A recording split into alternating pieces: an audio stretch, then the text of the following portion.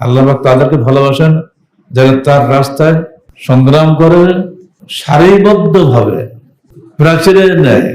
আমরা একটা প্রাচীর আপনারা হয়েছেন সারা দেশে, এই প্রাচীর যত মজবুত হবে তখন পরীক্ষার জন্য বাধা আসবে, এই বাধার সামনে যেন ভেঙে পড়বেন না, এটি আমাদের দাবি রইল। ভবিষ্যতে আর দেখা হবে কিনা জানি না, এটাই কিন্তু আমাদের শেষ দাবি রইল আপনাদের কাছে।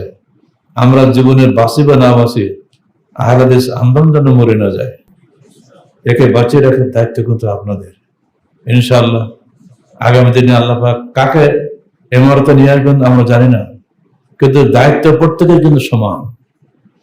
আর পরস্পরে হিংসা করবেন না, কে কোন দায়িত্ব নেওয়া হলো, যদি সেশন চেঞ্জের সময় অনেক জেলায় পরিবর্তন হবে, এগুলো নিয়ে মন খারাপ করবেন না, বরং কাজে প্রতিযোগিতা করেন। ইসবিরু সাবরু রাবিতু, আল্লাহ রাসূল বলছেন যে ব্যক্তি মুরাবিত অবস্থা দুনিয়াতে বিদায় হলো, কিয়ামত পর্যন্ত তার আমলনামায় তার নেকি বাড়তেই থাকবে, বাড়তেই থাকবে। মুরাবিত মানে পাহারাদার।